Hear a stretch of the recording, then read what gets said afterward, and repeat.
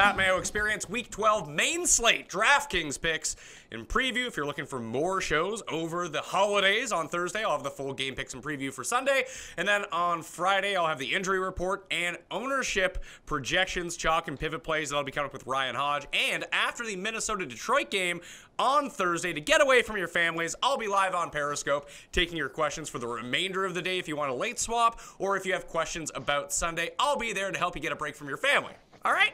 Now, joining me on the line, as he did like 2 weeks ago as well, and he was so good, had to have him back again, it's Josh ADHD. What's going on, dude? Oh, not a lot. Just getting ready for the Thanksgiving weekend. Going to head out of town to Austin a little bit later today after we wrap up this pod, and look forward to eating some good food. Are you doing any content over the holidays, or are you taking a break?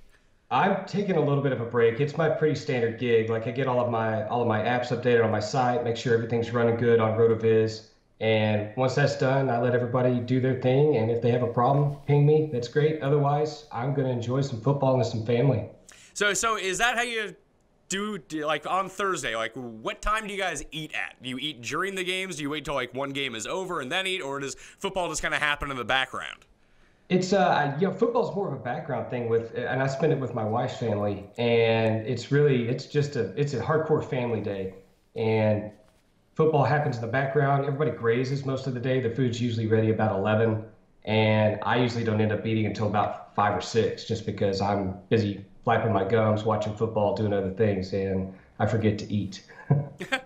All right, well, let's get into the picks. You can find my entire cheat sheet up on DKPlaybook.com. It'll be updated all the way up until Sunday in case something changes, like last week with that ton of wind game in New York where it had to take a few Chiefs out of the cheat sheet very late. So keep up to date with that. Always check back for any updates. Running backs, let's get it started. Todd Gurley comes in at number 1. He's the most expensive running back of the week. He's $8,800, followed by LaShawn McCoy, that awful Mark Ingram, Leonard Fournette, Kareem Hunt, Alvin Kamara, Christian McCaffrey. Then you get down to Tevin Coleman, Jay Ajayi, and Jordan Howard at $6,000. That's a lot of players. That's a huge gap in between pricing for a lot of them. But who is your favorite of these top guys? Because I'm really giving a hard look to Kareem Hunt. I know that he hasn't been great by any stretch of the imagination over the last month, and he has really been letting people down, but we've seen a price drop, and now he gets the Bills, who have just been torched on the ground. It feels like positive touchdown regression is coming for him soon. Do you think that people will go back to Kareem Hunt in the spot, and is it a good spot, at least in your mind? I think it's definitely a good spot, and despite his letdown last week, I think people are going to make him chalk this week at his price. I mean, he's pretty reasonably priced for a player that you think can get 25 touches in a game against, well, you said it's the worst rush defense in the league. I mean, the last 3 weeks they've given up record yardage on the season to that team that they played. So last week, the Chargers ran for almost $150 against them, and I don't see why Kansas City can't rack up $150 this week between Hunt and Charkandrick West, or if not more. They could go for 200 easy. So do you actually think that people will make him chalk, though?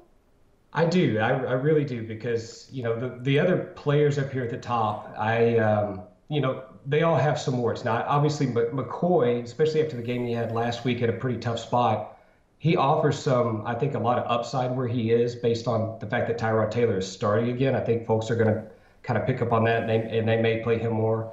And, really, it's been hard to turn away from both of the New Orleans backs. You've seen the past couple of weeks where a lot of successful players have just stacked that backfield with both guys, and they end up winning all the cash that week, or a lot of it. So, if you're going to play one high-priced running back, I think Hunt is going to be the guy just because of the situation he's in.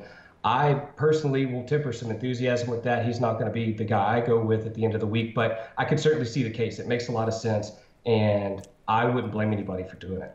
Who do you think are going to be the expensive running backs that get overlooked here? Obviously, it's earlier in the week, and the more and more this all plays out, this is why I do the Friday show and try to guess the ownerships after seeing who's been talked up around the industry and who looks like they're going to be chalk. But do you think that people are going to go to Leonard Fournette at Arizona? It seems like people are off the bandwagon a little bit, but that's a really nice spot. Yeah, it's really tantalizing to play him there, because we know that I think it's going to be a closely contested game. I think that Gabbert is probably not going to have nearly the success he had this week. Obviously, he's playing Jacksonville. I mean, they're going to shut down that passing game. So they'll have to lean on Fournette to do some things. And, Fournette, we've seen him get targeted in the passing game some. So the question then is he healthy enough to shoulder 25 touches? If he is he healthy enough to get 5 targets? And if we think we check all the boxes there, I certainly think he's worth a very high upside play in a game that Jacksonville should win. Yeah, even just looking back at last week, 28 carries, 3 targets in the passing game, and going into that, I mean, he was hating the cold, he was dealing with an ankle injury, but he seems to actually be fine, but maybe the ankle is limiting the burst that he's getting. He's not breaking off these super long runs anymore, or it could just have been a product that the Browns' run defense is actually kind of good. Yeah, and that was the talk all week is, who's going to win this battle of wills between the Browns' really, really stout run defense and then obviously, Leonard Fournette. And yeah, I think it's pretty much a stalemate. I think we could call that at the end of the day because Fournette ended up having a good day and it was a relatively close game for a while. So, you could say both sides got in their slugs and everything kind of worked out okay on both ends. With Arizona, I'm not real sure what they're going to do with their coverage scheme so far as, how they're going to handle the Jacksonville receivers. We'll hit on that in a little bit, I'm sure. But just you bringing his name up really interests me in playing Fournette now because it's someone I really wasn't thinking about even yesterday. But now the more I look at it, I'm like, there's a lot to like in this situation. And he's going to be an awesome pivot off the New Orleans backs that are right there surrounding him. They kind of, they make a burger out of him at that price range. Do you have a preference between the New Orleans backs? I mean, I'm always going to lean with Kamara over Ingram, but do you have any different thoughts? I lean toward Ingram because he gets the lion's share of the carries, and I think he gets the touch volume advantage. So what we see between the two backs, in my opinion, is really just touchdown variance, and Kamara's winning that battle heavily right now, and mainly because he's getting those in the passing game. In my opinion, the TD that he had on the reception last week where he bobbled it was pretty fluky, in that the bobble really froze the defense and allowed him to more or less waltz in the end zone once he corralled that ball. And all he needs is kind of a down week where he maybe doesn't get any of the touchdowns on his 15 touches. And let's say that Ingram has another 2 touchdown week on his 25. It's really hard to turn that away. I mean, that's the most likely scenario every week. And the fact that it hasn't been happening doesn't concern me a bit. It makes me just want to get back on that horse again. So you talked about LaShawn McCoy a little bit. What about just above him at Todd Gurley, the most expensive back? Is he just not going to be worth the price tag? LaShawn McCoy, hold on, my daughter's coming in to say hi. Hey, baby girl, I'm talking on the phone right now. I need to go, okay? Okay, baby, can you go see Mama? I'm on the phone right now. Thank you. She's a doll. Hey, come here. Real quick, come here. Say hi. Put your food down. Come say hi. Come say hi. Look on the picture and say hi and say I love football. Can you say I love football? Okay, I gotta go. I gotta talk about a couple things. Can you shut the door, please, baby girl? And go say hi to Mama for me? Thank you. Sorry about that. Oh, you're the best, baby girl. Thank you. So, yeah, with LaShawn McCoy, I saw him as a really great tournament play last week just because of the fact that I thought that he would be like the only guy that they could go to in that offense to make it work. And I think that might be the case again this week. KC does have a really weak pass defense, and so the receivers there between Kelvin Benjamin, Zay Jones, and Deontay Thompson, they may be able to get over a little bit this week against that weak pass defense. So maybe that takes some of the shine off of McCoy. I don't think it does. I mean, we know McCoy is one of the few bell cow backs that gets a lot of target volume in his offense. And to me, that's going to make him a destination every week, especially in tournaments. So if Todd Gurley is the most expensive of all the running backs without Robert Woods around, do you think that he'll end up with an uptick in market share in the passing game because there's just no one else to throw to? I think that's an interesting idea that he'll get more passing volume. I certainly think that's going to be the case just because New Orleans has a pretty good pass rush. And if the Rams want to keep that game close, then I think they're going to have to probably run a few more screenplays than they typically do. And just by sheer virtue of Jared Goff maybe having to scramble a little bit, you've got outlet passes here that are just kind of scramble drills that Gurley may be the beneficiary of. So I think that is an interesting case. There are a couple of names down the list for the Rams at wide receiver that I would be looking at this week as kind of a counterplay here if we don't think Gurley gets the pass volume. But I certainly like your thinking here, Pat. All right, in the $6,000 range, I mean, you have a Jai in there. That seems kind of crazy. Just based on the way that he's being used in Philadelphia right now. He's not even leading the backfield in touches or snaps. LeGarrette Blount is doing that. It seems like an extreme price for him. You have Jordan Howard, who you never really know is going to, especially in a game flow situation where they're probably going to be trailing against Philadelphia. If he's not going to be super involved in the passing game, you might see a lot of like Tariq Cohen and Benny Cunningham on the field instead of him. But Tevin Coleman against the Bucs at $6,500 just seems like a super good play.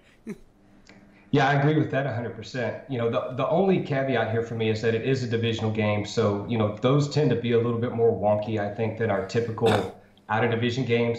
So I do have, I'm going to say a lot of concern, but I have a little bit of concern, something I'm going to think about this week. Now, we do know Tampa Bay's pretty bad. It sounds like they pretty much sold out on this season. They're thinking about what kind of tea time they're going to make as soon as this thing's over with. I like him a lot. He got a lot of good volume last week. Now, they did have, I think it's Brian Hill. Is that his name? Oh, I can't remember. What, on Atlanta? Yeah, the guy that came in and spelled Coleman from time to time. I can't remember his name. Teron Ward. All right, sorry, Teron Ward. I was probably thinking of a deeper guy on their roster. So, yeah, so Teron Ward was stepping in and taking some of the volume that Coleman would typically get when Freeman was on the field. But I like the volume that Coleman got. I mean, he got a pretty heavy workload. They were giving him plenty of carries. They were throwing him the ball. So for all intents and purposes, they're treating him like their primary bell cow back. And against Tampa Bay, it's really, really hard to look past that at his price this week at $6,500. I think it's a good spot. Now, this could be all bets are off if Devonta Freeman ends up playing. It doesn't look like he's going to end up playing, but let's say he does. He's only $5,700. If he's somehow activated for Sunday, would you play Devonta Freeman? I would be very hesitant to play Freeman unless I have all the confidence in the world that he's going to get a full workload. I think there is, probably a puncher's chance that maybe they swap roles for a week, right? Maybe Coleman takes over the two-down work and Freeman spells him with the passing game work. And in that case, if I think Freeman's going to get, let's say, 5, 6, 7 targets and let's say, 7, 8, 10 carries on top of that, at $5,700, I think is a really intriguing tournament play because he can get in the box as easily as anybody. So this next level, the sort of sub $6,000 level, there's not really much in the $5,000 range. You have like Freeman, who I mentioned, Hyde, DeMarco Murray, Adrian Peterson, and then it's no one. There's 4 guys there. Do any of those 4 guys actually intrigue you? Because Hyde, I think, is interesting because of the way that he's being used in the passing game, that his floor is super high. But is he more of a cash play if you were going to use him that way than a tournament play? This is a tough one because Seattle has been so stout against the run this year. And, it's Hyde has been used so heavily in the pass offense, especially since Garchon got hurt and they installed Beathard as the starter, that I think you're exactly right. It's really hard to turn away his volume at the price. It doesn't matter really who he plays. He can probably produce. I mean, we've seen him do this over his career, that he produces in a bad situation, and he's doing it again this season. $5,500 cash play, if you want to go dirt cheap at running back this week, I think he could be your RB1, and maybe you look a little bit further for some passing volume upside at the running back position and go pay up elsewhere. I think that's a great strategy.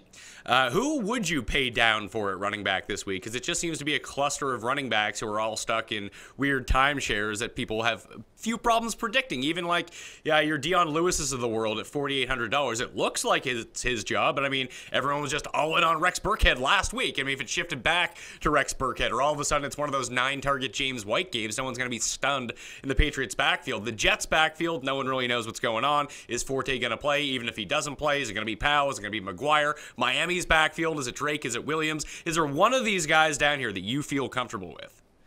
We talked earlier in the show about Cleveland's rush defense, but I think Joe Mixon is worth taking a look at $4,400. This is a game that Cincinnati should win pretty handily, although, knowing them, they'll get into a dogfight. But, I think Mixon certainly has a lot of upside here. He could, you're looking at probably 20 touches at $4,400, and it's really hard to turn that down, especially since he's getting some of the passing game work.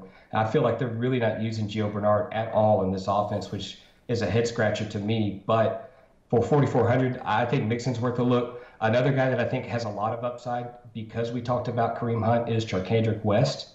I think he's going to get some pass volume in this game, and if Kansas City happens to get ahead far enough to where they could salt this thing away, I think West sees a lot of work in this game. I mean, he already has a pretty decent chunk of the offense. All it takes is a 3-touchdown lead in the second half, and that may swing, 50, 60% his way. So I think he's pretty interesting. Doug Martin, even though that Tampa offense has been so bad this year, I think he might still be worth a look just because they are giving him the volume. They're just not doing much with it. The only issue with Doug Martin, obviously, is that he's not getting the pass game work.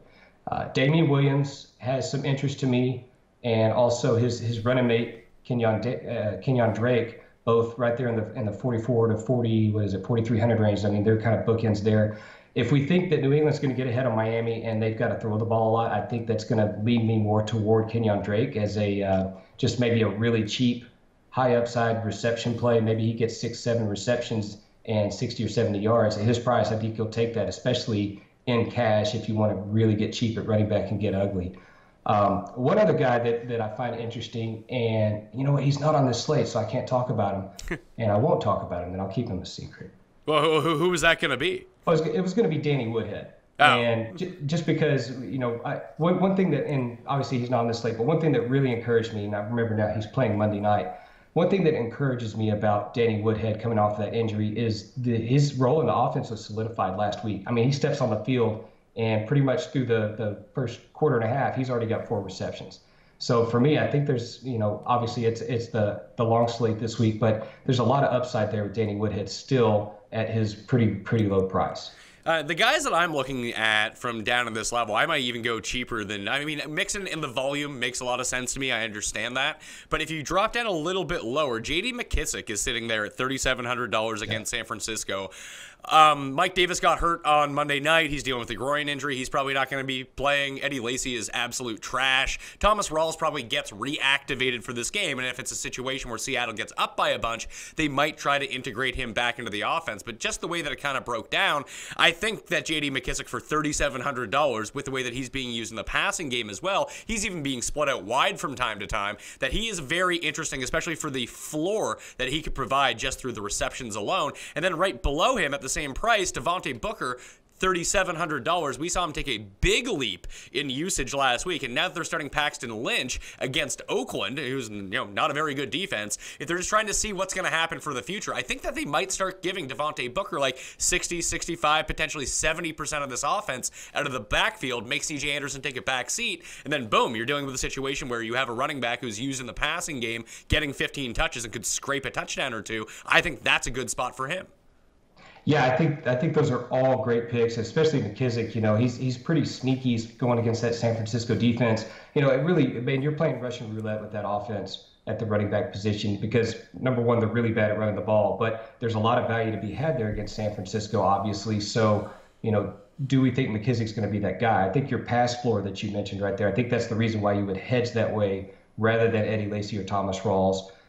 We have seen Lacy get some receptions in that offense this year, but they're not using him that way anymore. So I really like the McKissick pick. Another player I'm kind of interested in down here is Marlon Mack, and that's because Tennessee hasn't been good as a pass defense. They have been using Marlon Mack more in the passing game, especially with Robert Turbin's injury a few weeks back. So I think he has some interesting upside, especially with his athleticism. He's going to fly under the radar, in my opinion, because they just came off a bye. People won't be thinking about the Colts, but that game, Indianapolis and Tennessee, has some really sneaky shootout potential. I think both teams could get in the 30s pretty easily. And if that's the case, then Mack could certainly benefit from that.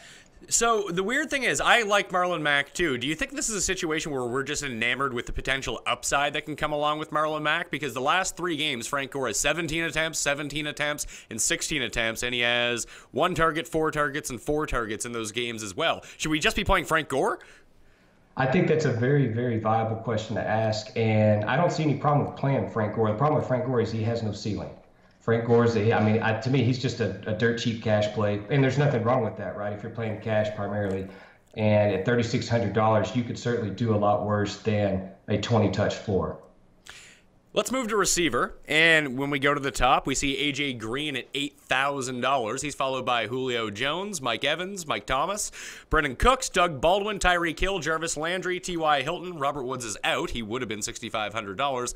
Alshon and Devin Funches. Now, I don't really want to dumb it down to the point where these are the only guys I'm going to play, but I see T.Y. Hilton $6,700 against Tennessee. That seems like an absolute lock. And I love Devin Funches against the Jets at $6,100. I'm not not too concerned that Greg Olson's coming back. That could even help alleviate some of the pressure on Funchess. I don't think you're going to see a downtick in his red zone work. He's almost a lock for around double-digit targets every single week since Kelvin Benjamin's been traded. But, like, you have Funchess, you have Hilton. They're both in the $6,000 area. I feel like you just play those two guys and then mix in someone else as part of your receiving core, and you're good to go. Yeah, I think those are certainly viable options. And I had circled T.Y. Hilton early in the week. You know, he's blown up for us really good twice this season in spots where he should have blown up. And I think at 6,700, they're pricing him as if he may blow up. So, you know, there's a little more risk here than there was when he was priced at 4,900 a few weeks ago and they were begging you to play him. Devin Funchess, I have a little bit of hesitation on it, and I'll say because Morris Claiborne may be covering him. If Mo Claiborne's covering him and he's good to go with his health, then that may take some of the shine off of Funchess, and I'm going to rely on Mike Shula, a guy that I, perennially do not trust to do anything good with his offense, to scheme Funchess open. And they did a little bit of that a couple weeks ago when they schemed Funchess on a quick screen that he ended up scoring on, and then obviously they got him downfield on a deep pattern down the left side, and he scored on that as well with a really good throw from Cam Newton. So if we think that Funchess is going to avoid Claiborne, all aboard on that guy because the target volume's there. And, honestly, he's a big enough dude and has enough athleticism that he could probably beat Claiborne on his own in a one-to-one situation if they are throwing at him in the end zone. So he's certainly worth a look in tournaments. Cash, I may look at him in cash if I have some confidence that Claiborne's going to be covering someone else. Who is it out of this top 10 that you really like, though? Like, the thing with Hilton is it seems like he's going to go off for 200 yards or have a yard. And I'd be willing to kind of bank on the fact that against Tennessee that this is a go-off spot for him, especially at home. That really is sort of the clincher in this situation. But, like, Brendan Cooks is in a terrific spot. Doug Baldwin is in a terrific spot. Like, it seems like the very, very, very high-end guys. Like, I don't feel like A.J. Green is in a good spot at all at $8,000 because McCourty's just been shutting everyone down. Yeah, I do like Julio Jones this week, and I say that because they are playing Tampa Bay, and Tampa Bay kind of stinks at covering receivers. So I like him a bit. His floor's been really good this season for the most part. I mean, he's getting plenty of target volume. He's just not getting in the box. I mean, 1 touchdown on the season, that is bound to change at some point, and this very well could be the week. So I'm going to look at Julio Jones in tournaments. Mike Evans is the same thing. He had, I wouldn't say a quiet week last week. He still had 5 for 92, but it wasn't quite the blow-up week that we expected with him coming off of his suspension. So I'm going to look at him pretty closely. Mike Thomas is always in play for me, especially in cash, just because of his floor. I do think this is going to be a relatively competitive game like it was last week. And in that case, I expect Thomas is probably going to see, let's say, 11 to 15 targets. In that case, why not play him? Because all he needs is a touchdown or two, and, he can win you a week. Brandon Cooks, I don't know if this is a Brandon Cooks week or not. I guess we'll have to see what happens with Chris Hogan. Doug Baldwin, I like Doug Baldwin a lot this week. Even in really positive game scripts, Seattle likes to throw him the ball. Even when they have the lead, they like to throw him the ball. I think they've kind of given up on this idea of Salton leads away with just the run game because they simply can't run it well enough to do so. So I do like Baldwin quite a bit this week. One guy I'm probably going to have a lot of, maybe the most of, is going to be Tyreek Hill. And I say that because I see him as a bounce-back candidate after last week. Kansas City came out, and they played bad all over. And, Andy Reid's not talking to the reporter at halftime. And it's just a bad situation that I think they really come back from this week. And I'm probably going to be looking pretty hard at some Kansas City onslaughts this week just because of that. And Tyreek Hill is going to be a big part. Well, you might get Tyreek Hill. Not only did he have the bad game last week, and then there'll be the recency bias baked in that no one's going to want to use him. I do think that Cooks, Baldwin, and T.Y. Hilton are all going to be sort of chalky in a sense, and that he might get lost in that shuffle. And the fact that Kareem Hunt is probably going to be chalky from the running back side, I just doubt a lot of people are going to be like, oh, give me Kareem Hunt and Tyreek Hill in that game. So you might be onto something there. That could be like a sub 5% play with Tyreek Hill, and we know that if you play him, you almost play him every week in tournaments because he has that ability just to go off. Yeah, and on top of that, if they let him return a kick and he houses that, then, that's a little bit of gravy on top of it, right? Especially on DraftKings. And I always forget this, but I think they get the return touchdown if they do it in the return game. So, there's another player here that's pretty interesting. He's just above Devin Funchess, and that's Alshon Jeffrey in a revenge narrative game back in Chicago. I really like this play, just because I'm a sucker for narrative street. I do think he's good enough to beat their corners. I think that's how you beat Chicago, is by throwing the ball. And we've seen that Philly's not afraid to throw the ball at a tough pass defense. I mean, they completely dismantled Denver at home, and they did, they pretty much dismantled Dallas last week in the passing game before they got way, way ahead and they didn't have to throw anymore. But it's their scheme's so good. Alshon's such a big dude, and I'm sure he hates Chicago. Why not look at him too? To me, it's the more I talk about this with you, the more plays I like here at the top of the board, and the more I think ownership may actually end up being pretty fractured by the time we get to kickoff on Sunday. Well, it seems like Alshon has just been flying under the radar all season. He's actually having quite a good year. He has 4 touchdowns in the last 3 games. For all the narrative around Philly, it just seems like, oh, it's Wentz. And they traded for Ajayi. It's like, oh, what's going on with their backfield? That it doesn't seem like people are just talking about Alshon Jeffrey whatsoever in general, not even just outside of this week, but like even last week, the week before, like you're not hearing how good of a season he's actually having. That's right. And this could be like his Waterloo week, right? Where we had Keenan Allen last week go for, he just completely went off for 40 plus. Jeffrey's got that in him. He could do it this week. And to me, that's really tantalizing. And that's outside of the Chicago narrative. That's just, Alshon has that week in him. He's at a low enough price now where I think you could get him squeezed into lineups where maybe you have to alter your construction a little bit and go dirt cheap at both running back spots and maybe at quarterback in order to stack some top receivers or stack 2 high-priced tight ends, however you want to handle it. But I love Jeffrey this week, and I'm probably going to end up rostering him quite a bit too. Unlike the running back, there's a ton of receivers in this $5,000 range, and it starts off with Devontae Parker at $5,900. It looks like Matt Moore is going to be under center for the Dolphins, so that probably means it's more of a Kenny Stills week, who is averaging a touchdown per game when Matt Moore ends up starting, and he's in the $4,000 area, so he seems like a pretty good play, likely to be very chalky in this situation as well. Then you have Amendola, Hogan, Robbie Anderson, Demaryius Thomas, with Paxton Lynch starting. Tough to know what he's going to do. Larry Fitzgerald up against Jacksonville, Crabtree, Cooper, Aguilar, Sanu, Emmanuel Sanders, Ted Ginn, Rashard Matthews. Like, is there anyone that really, one guy in that range that sticks out to you as sort of a really good play? Because I'm really intrigued by Larry Fitzgerald. If he moves to the slot, I mean, he's going to be playing the slot against Jacksonville. If he's where they funnel all their targets to, knowing they really can't throw to the outside. Yeah, Fitzgerald is the guy I kind of honed in on too as a really interesting play. It's I still think they're probably going to focus, Jacksonville will focus all of their coverage firepower at him. It makes sense to do that, right? Because if Gabbard is starting, he's going to look for Fitzgerald. He's going to look at the middle of the field and kind of keep everything a lot closer in from a yardage standpoint, in my opinion. And I kind of saw that when they played Houston last week. So Fitzgerald, to me, he's got a crosshair on him from Jacksonville. And they may stick Ramsey on him. And at that point, we're going to see a fantastic head-to-head matchup between 2 of the top players in the game. And Fitzgerald will probably get his. Now, is he going to go for 100 and a touchdown? I think that's going to depend on how far Jacksonville gets ahead and how soft Jacksonville chooses to get with their coverage scheme later in the game. That's just one scenario. So I'm thinking that Fitzgerald's not a cash play. He's a pure tournament play for me. He's kind of there in no man's land at that wide receiver 2, maybe wide receiver 3 spot, depending on your construction. And he offers a lot of upside. He was great last week, too. Do you have any take on the Denver receivers? Obviously, the matchup is really good, and it's hard to know. I mean, it's hard to be worse than Brock Osweiler, so Paxton Lynch really has a low bar to clear. But are they viable in any sense? Not in cash, because you just don't know if they're safe or not. But in tournament play, will you use any Demaryius Thomas or maybe even Emmanuel Sanders, because no one's going to be using him? Yeah, I like Manny Sanders a lot more between the two because he's the better route runner. He's the more professional receiver.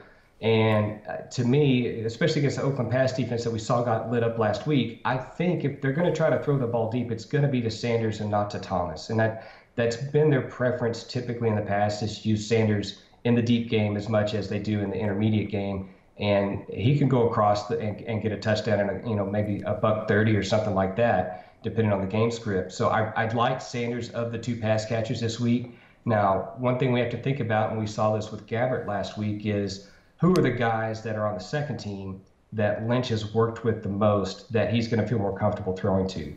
Is that Benny Fowler? Is that Cody Latimer? And we're talking about players like this that are going to be way, way, way down the price range that might be worth a kick in a tournament play as a guy that could, let's say, get 15 or 16 points on $3,000 that could help you get other places with your roster and win a tournament. I think that might actually come into play at tight end, but we'll talk about that once we get to that situation. Are you going to be eating the Kenny Stills chalk? Probably not. And I understand why people would want to eat that chalk. It's good chalk, but I will probably avoid it this week. It's to me that he's a player that New England would opt to take away because they know how dangerous he is in the game and what they could do with that. And the other thing we saw with New England last week is they completely shut down Cooper and Crabtree for the most part. So if they could shut those two guys down, why can they not do it to Miami's receivers and take out Parker and also take out Stills and just let Landry try to chip away at him 6 yards at a time? I think that would be their preferred path to defend the Miami Dolphins this week. No Robert Woods means, it doesn't mean it, but we expect a larger market share for Cooper Kupp and Sammy Watkins. Kupp is $5,000. Sammy Watkins is $4,900. It looks like Marshawn Lattimore will return for this game and take someone out, but that's probably not going to be Cooper Kupp. People are frustrated with him, especially after fumbling on the 1 yard line last week and really swinging a lot of matchups and costing some people money. Do you think this is a good spot to go back to him, knowing that he might draw the easier matchup? Yeah, I absolutely think that's the case. And if we think that New Orleans is going to put enough points on the board to stress the Rams offense, and I think that's the case. We haven't seen anybody stop New Orleans yet. And if that's the case, Kupp's probably a 12 target candidate, and 12 target candidate is always going to be a guy I'm going to look at, even in cash. If I think that, those targets are going to be fruitful enough, I'm going to look at him in cash probably at $5,000 as kind of a mid-range, vary it up a little bit play. I like him in tournaments. He hasn't scored in a while, which means people are going to be off of him. He's not a very sexy name right now. So I certainly think that he's worth, thinking about in your lineups if he fits what you're trying to do. There's another player on the Rams, and it depends on if they put him on the field, but this is a guy that you could probably put in. I need to scroll down to see how far he is at min price, and I don't have him down here, but it's Josh Reynolds. And the reason I know Josh Reynolds is I'm an Aggie. He went to A&M. I watched him play for, a few years in college. He's a good receiver. He's a jump ball guy that can get in the end zone, and if they just throw a couple up to him, he could come down with a touchdown or two on, let's say, 4 targets or something like that. So if they get down far enough and they get in the red zone, and let's say, Watkins is being snuffed out by Lattimore and Kupp's not open for whatever reason, Reynolds could be a beneficiary here as a player that just, gets a couple of cheap touchdowns like Ricky Seals-Jones did last week and ends up winning you a week when, the other players down in that range are not getting any kind of target volume. So Josh Reynolds last week played 14% of the snaps. That was the same as fake Mike Thomas, and then Pharaoh Cooper was around 8%. Do you think it's going to be him of those 3 receivers that kind of vaults up into more playing time? He makes the most sense to take over that role for Woods because he's a flanker just like Woods is. And what they may opt to do then is, I think they'll opt to keep Kupp in the slot. And Watkins is just, he's still in no man's land. It's so weird. They're not targeting him. I can't tell what the heck they're trying to do with him right now. So to me, Reynolds, he kind of slides into the Woods role. He can do a lot of what Woods does. I think he's very similar to Woods as an athlete. He's a little bit bigger, maybe not quite as quick, but I think he can do a lot of what Woods does. But that also may mean that he draws Lattimore. So we just kind of have to see how that shakes out. But he's kind of an intriguing, low-owned, low-price, high upside play that, maybe that's 2 of your 150 lineups if you're playing max entry. Tennessee receivers, do you have any interest? Oh, yeah, absolutely. I have interest in both of them. I'm going to have both of them, Rashard Matthews and Corey Davis this week because, they're both getting the volume. They're both good. And if we think that game is going to get up in the 30s, I certainly do, then both of those guys have a lot of value. I love them both.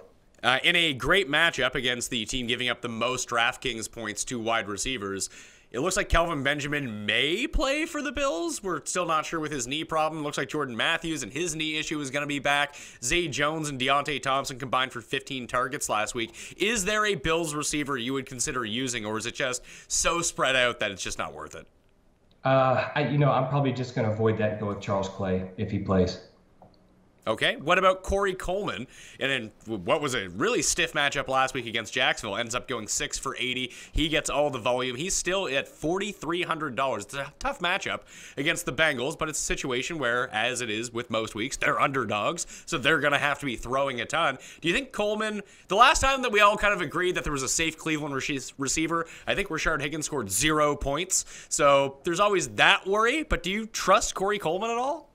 I do at this point because he's the best wide receiver they have on the roster. I mean, they shoveled a lot of pass volume at him last week, and he was productive. So to me, that's a good sign. I'm going to look at that going forward and say, well, if he could do it against the Jaguars, then he certainly should be able to do it against Cincinnati, who, in their own right, they're a pretty solid pass defense. But at the same time, if he's good enough to get open and they got to throw the ball, then I'm going to probably look at him a little bit. 4,300, it's pretty hard to turn away.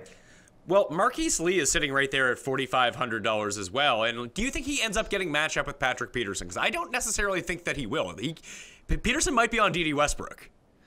I think they'll have him on Lee. I think they'll leave Westbrook to somebody else, probably to Bouye. So Lee's the best receiver on their team. It would be, now they may swap it up a little bit. Let's say that maybe Bouye covers Lee a little bit, and Ramsey covers him the rest of the game. But to me, I'm going to put Lee in no man's land just because it's I'm on the wrong team. I didn't have my pill this morning. No, so Pat, if they put Peterson on Lee, and I think they're going to do that. I think they will put Peterson on him, and they're going to rely on guys like Allen Hurns and D.D. Westbrook, obviously to take up the rest of the game and that pass volume there. I'm not going to play Lee this week. I'm pretty much betting on Peterson being on him. All right, well, it looks like Allen Hurns is still recovering from that ankle injury. As of Wednesday, he's still in a walking boot, so he might not go. That leaves D.D. Westbrook and Keelan Cole. I just feel like someone's going to take advantage of Arizona's awful pass defense outside of Patrick Peterson, and I'd like to kind of hit on who it could be, but I just don't know. Yeah, I think that's Keelan Cole. If I'm going to hedge on it, it's Keelan Cole. We've seen them throw deep successfully to Keelan Cole a couple times this season, and, they're very low volume targets. I mean, I can't tell you how little he's being targeted. I know it's not a lot because they haven't had to really wing it around the field all that much, but they've taken deep shots to him. And we know that Arizona can be beaten deep in the passing game. And so, to me, that's kind of a confluence of factors where you may want to take a look at Keelan Cole as, again, like a 1% to 2% ownership guy in your lineups that could provide you, let's say, a 6x or 7x ceiling on the price that you have to pay for him. So he's an interesting play. I'm glad you brought that name up. He's $3,400 the last 3 games. He has 6 targets, 8 targets, and 5 targets, and most of those are way down the field, so he has a really high ADOT. So maybe that's sort of the home run play here. You can play Josh Reynolds in a few lineups, play a few Keelan Cole lineups, because I think that people will gravitate towards D.D. Westbrook. I mean, he didn't get to his projected 200 yards last week that he self-imposed, but he's just the sexier name. People really want to invest in this guy, and maybe the move is just to look to the other side of the field. Yeah, I think that's the easy thing to do, just fade the public. Yeah.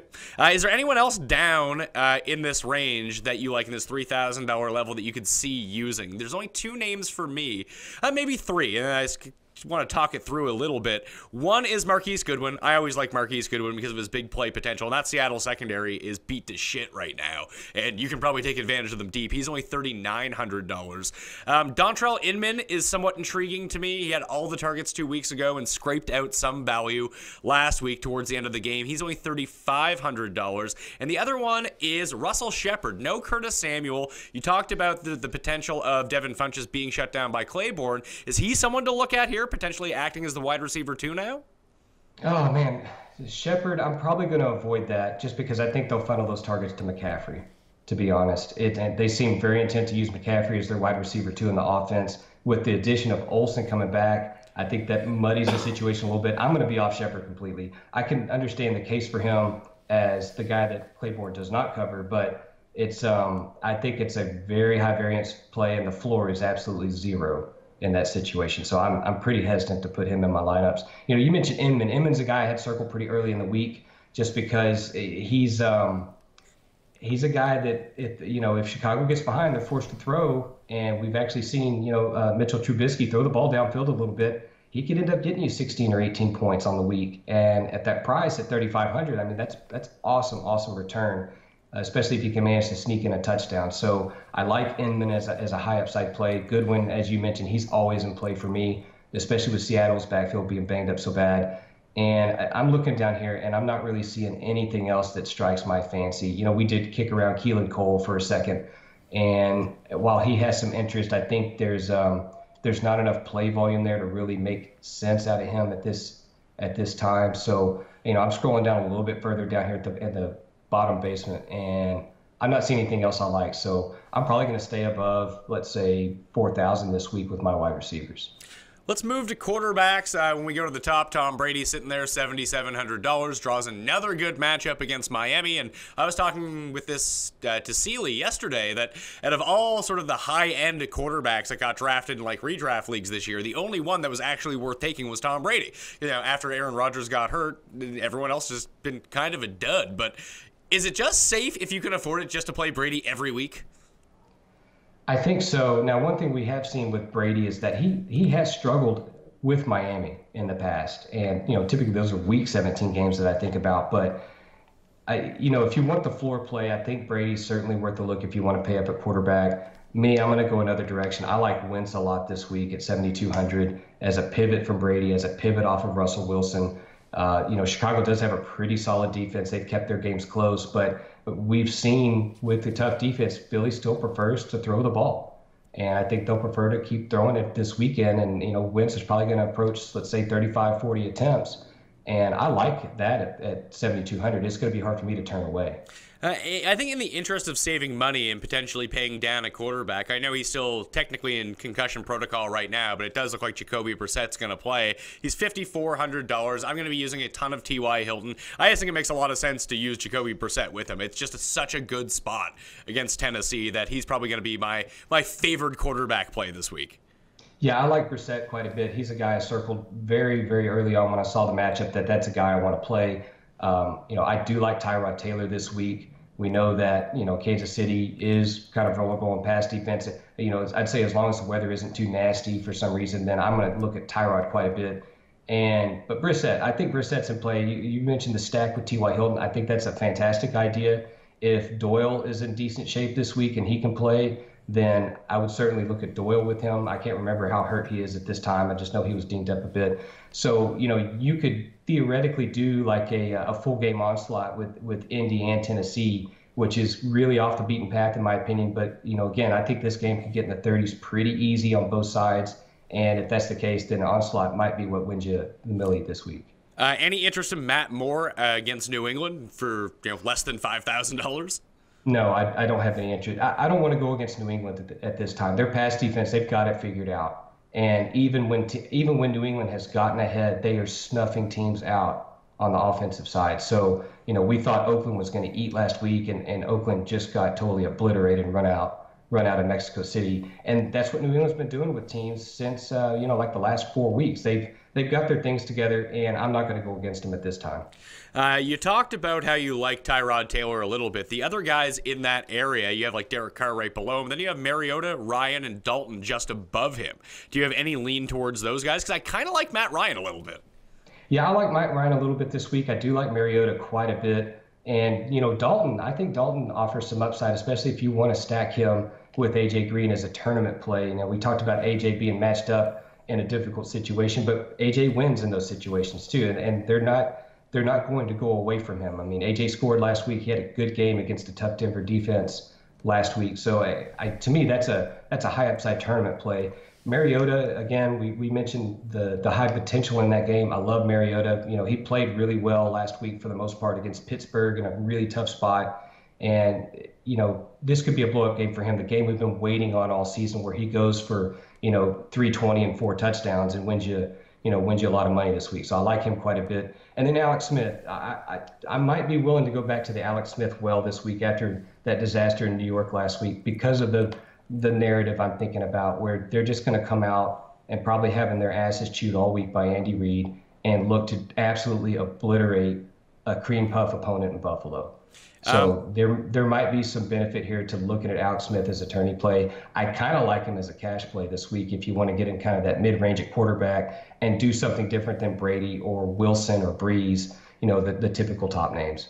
Well, Breeze and Goff are sitting right there, $6,900 and $6,700, playing each other in that game. Now, Breeze's upside has been capped because they've been rushing the ball so effectively and shortening these games that the volume just hasn't been there for them. But do you think that the Rams can keep up on the scoreboard here? And if that's the case, is Goff a tournament play?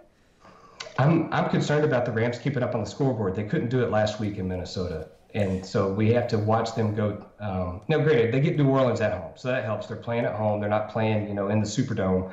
But, New Orleans has just been so stinking good on defense, and they're shutting people out that I have some concerns that Goff may not have a good game this week as well, on top of the game he had last week that wasn't all that great. So I'm going to shy away from Goff this week. I think there are just much better options around him, including Cam Newton, right at that price range.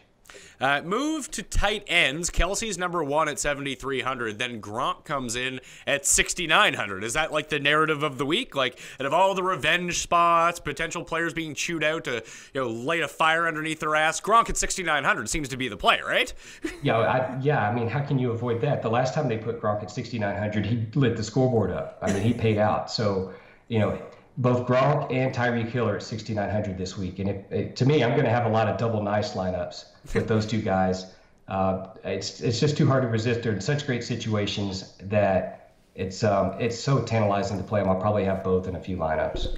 Who do you think the safest of the tight ends is? Let's assume Jack Doyle's 100% healthy. He's only $4,500. Like, I mentioned Brissett, I mentioned T.Y. Hilton. I do think that there's enough in that game for all three of them, including Jack Doyle, to really be viable. Because I'm not really buying Dante Moncrief, and I'm not buying Chester Taylor. And their running backs don't really do much. It's one of the few situations where you can really get a feel for where the target concentration is going to go, and Jack Doyle's going to be on that list. Yeah, I think Jack Doyle's a really interesting play this week. The other guy that I'm going to be looking at that's a little bit cheaper that I like quite a bit, depending on his health, is going to be Tyler Kroft against Cleveland. And this is one of those flowchart deals that Al Zeidenfeld talks about from time to time, where is it a tight end? Is he playing Cleveland? And that's a guy you just stick in your lineup. And Tyler Kroft has been really good in situations where he should be good and he should score. He lit up Cleveland last time for 2 touchdowns in that first game after Tyler Eifert went out. So, to me, I'm going to look at him as my cheap play. I probably will go back to the well on Cameron Brate just because he's had a couple of bad weeks. That means people will be off of him. And I do like what he does against Atlanta. To me, Atlanta's not that stout of a tight end defense. I mean, we saw that Jimmy Graham just ripped them up on Monday night. So, to me, that's a guy I'm going to be looking at as well at 3,400. Greg Olsen, any interest in coming back off IR? This could be the cheapest we see him if he goes off, but if he doesn't go off, you might get him at an even better price next week. Yeah, I want to see what the sentiment is on him, probably the ownership numbers when they come out earlier or probably a little bit later this week, and see where people are on him before I make a decision. He's certainly tantalizing, especially if we think that if he's healthy enough to go, and he probably is, or they wouldn't be bringing him back, and we also think Funchess is going to be kind of anchored down by Claiborne, then he's the guy, right? He's the guy to go with. So, I want to read the practice reports and see how well he's moving around. I want to see, obviously what the weather's going to be like. And then I want to see also really what some of the other tight end situations shake out as. But Olsen, I think he's a fantastic tournament play this week. Last two guys. One, if Tyler Kroft doesn't play, CJ Uzomah is the minimum at $2,500, I think, against the Browns. That would be really intriguing. And the other one is Austin Traylor. Now that A.J. Derby is out for the year in Denver, Oakland is a terrible defense. And you talked about who were some of the backups that could end up having a rapport with Paxton Lynch. It could be him. He's been getting involved in the passing game. He at least did last week with his 5 targets. If Lynch can focus on him, that could be a really sneaky spot. And he's $2,500. Yeah, the Uzomah play is pretty interesting to me because we saw last week that Alex Erickson got in the box for Cincinnati, and I think he might actually be a play that Cincinnati opts to use instead of a tight end if Kroft can't go for some reason. So I'm going to be looking at Erickson and then LaFell. LaFell stinks; he's a bad player, but if Kroft can't go, then does LaFell suck up some of that target volume that they were allocating to the tight end? I think that's the case, and he certainly could benefit from not drawing. I can't remember his name off the top of my head right now, but Cleveland's top coverage DB.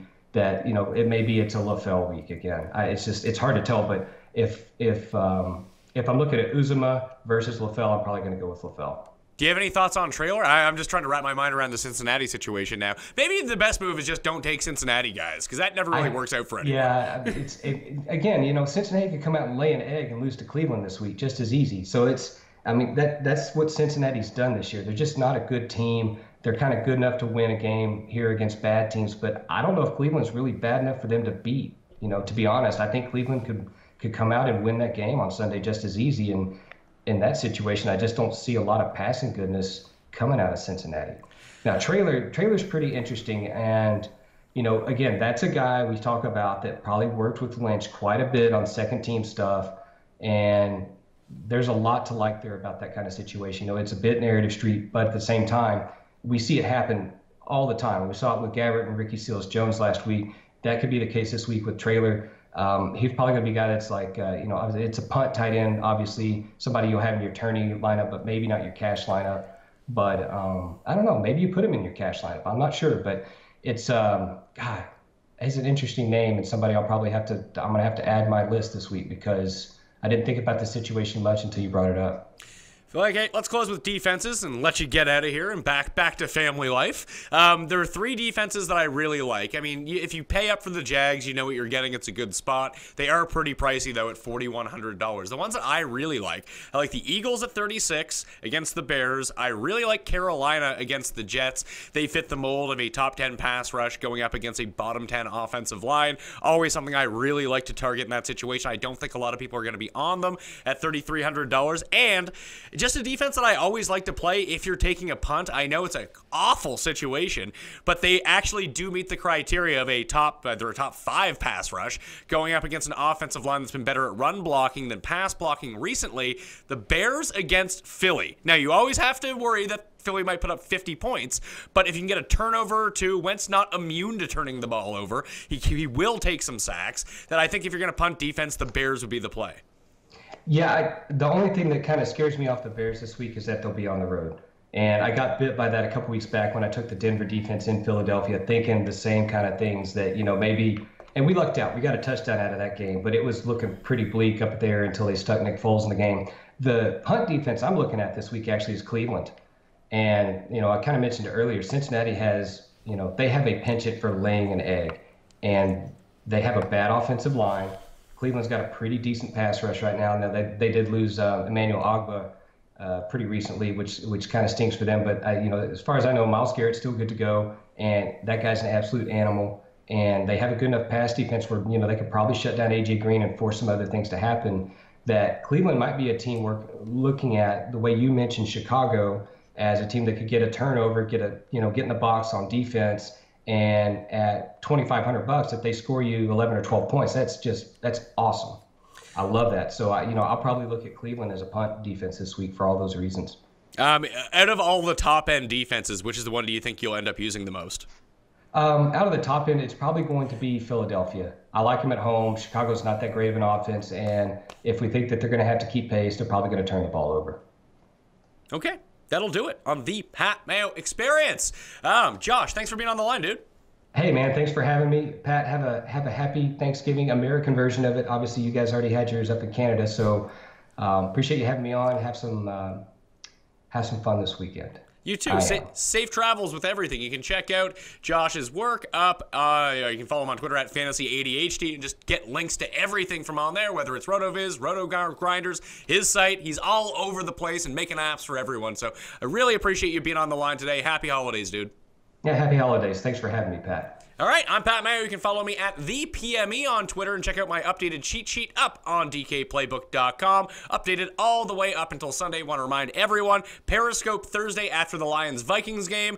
It'll be on Periscope, obviously. It'll also be a link up on Twitter for that as well. You can follow along with everything, too, on Facebook.com/ThePME for updates on when all the stuff is coming out. You can subscribe to the audio versions for the Pat Mayo Experience on iTunes, Stitcher, Podomatic, Audio Boom, Google Play, wherever you can download a podcast, you can find the Pat Mayo Experience and the video version always uncut up on the DraftKings YouTube page. I'm Pat Mayo. Good luck this week. I'll see you next time.